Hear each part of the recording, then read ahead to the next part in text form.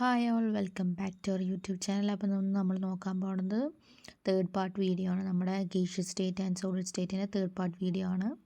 അപ്പോൾ അതിൽ നമ്മൾ നോക്കാനുള്ളത് Maxwell's distribution of the molecular velocity. Maxwell നമ്മുടെ മോളിക്കുലർ വെലോസിറ്റീനെ കുറേ ആയിട്ട് ഡിസ്ട്രിബ്യൂട്ട് ചെയ്യുന്നുണ്ട്. Different types of molecular velocity നമുക്ക് നോക്കാനുണ്ട്. അങ്ങനെ പല കാര്യങ്ങളും നോക്കാനുണ്ട്. അപ്പോൾ molecules in a gas are rich and random motion. Molecules നമ്മൾ പഠിച്ചു, കൈനറ്റിക് തിയറിയിൽ പഠിച്ചു. മോളിക്യൂൾസിന് റാപ്പിഡായിട്ടുള്ള റാൻഡം മോഷനിലാണ് മോളിക്യൂൾസ് ഇരിക്കുന്നത് നമ്മൾ പഠിച്ചുല്ലോ. These molecules collide with one another, so the velocity of the molecules are constantly changing ആയിക്കൊണ്ടിരിക്കുകയാണ്. എന്ന് വെച്ചാൽ ദ മോളിക്യൂൾസ് എന്താ പറയുക, കൊളൈഡ് ചെയ്തുകൊണ്ടേയിരിക്കുകയാണ്. കൊളൈഡ് ചെയ്യുന്ന സമയത്ത് അവിടെ കുറേ ചേഞ്ച് ഇൻ വെലോസിറ്റി നടക്കുന്നു അല്ലേ, but the distribution of the molecules remain same. പക്ഷേ അതിൻ്റെ ഡിസ്ട്രിബ്യൂഷൻ എന്ന് പറഞ്ഞു കഴിഞ്ഞാൽ മോളിക്യൂൾസിൻ്റെ distribution same at a temperature, constant ടെമ്പറേച്ചറിൽ അത് സെയിം ആയിരിക്കും.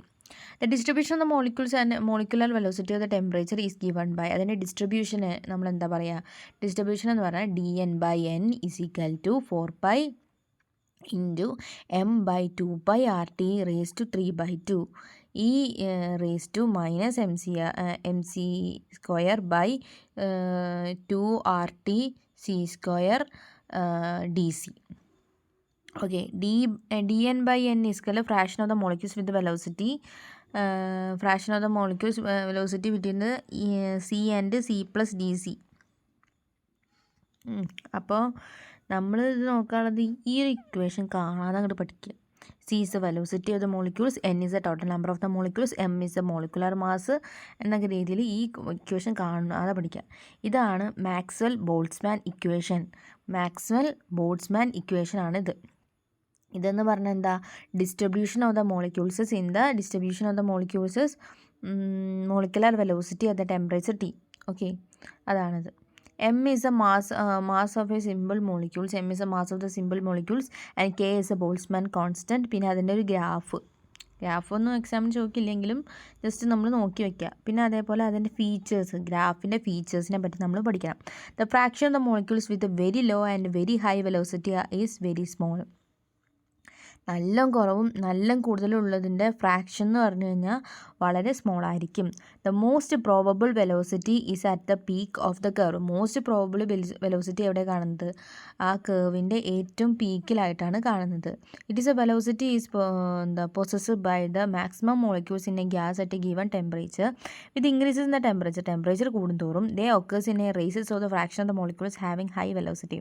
ഹയർ വെലോസിറ്റീസിൽ ഉണ്ടാവുന്ന സമയത്ത് അതിൻ്റെ ഫ്രാക്ഷൻസ് ടെമ്പറേച്ചർ കൂടുന്തോറും കൂടിക്കൊണ്ടേയിരിക്കും. So the curve broadens curves ഇങ്ങനെ കേർവിൻ്റെ ഇത് കൂടിക്കൊണ്ടേയിരിക്കും. അറ്റ് ഹൈ ടെമ്പറേച്ചർ കൂടുമ്പോൾ the entire curve is shifted to the right. ഇതിൻ്റെ എന്താ പറയുക, ടെമ്പറേച്ചർ കൂടുന്തോറും അതിങ്ങനെ റൈറ്റിലേക്ക് പോയിക്കൊണ്ടേയിരിക്കും. The molecules increases in the temperature. മോളിക്യൂൾസിൻ്റെ ഇത് ഇൻക്രീസ് ചെയ്തുകൊണ്ടേയിരിക്കുന്നു. With increases in the temperature കൂടുന്തോറും മോളിക്യൂൾസിൻ്റെ ഇത് അളവ് കൂടിക്കൊണ്ടിരിക്കും. Number of molecules with higher velocity increases, the temperature increases, but the fraction of the molecule probable velocity decreases by increases in the temperature.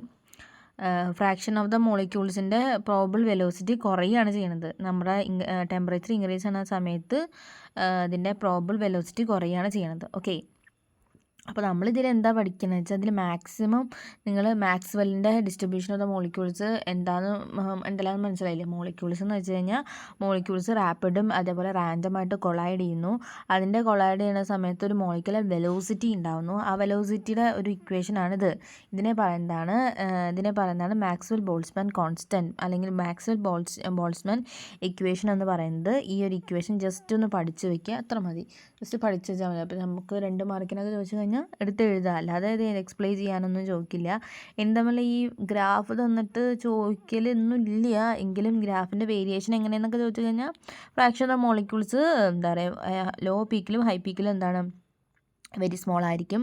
അതേപോലെ most probable velocity of the peak in the curve increase temperature കൂട്ടുന്ന സമയത്ത് fraction of the molecules high velocity ആയിരിക്കും. അതിങ്ങനെ റൈറ്റിലേക്ക് ഇങ്ങനെ നീങ്ങിക്കൊണ്ടേയിരിക്കും. Curve റൈറ്റിലേക്ക് ഇങ്ങനെ നീങ്ങിക്കൊണ്ടേയിരിക്കും. Number of the molecules with high velocity increase high velocity increase ചെയ്യുന്ന സമയത്ത് ടെമ്പറേച്ചർ കൂടുന്നതോടെ അത് ഇൻക്രീസ് ആയിക്കൊണ്ടിരിക്കും. പക്ഷേ എന്ന് പറഞ്ഞു കഴിഞ്ഞാൽ fraction of the molecules with probable velocity decrease ചെയ്യാണ് ചെയ്യുന്നത്. ടെമ്പറേച്ചർ കൂടുമ്പോൾ fraction of the probable velocity is decreases.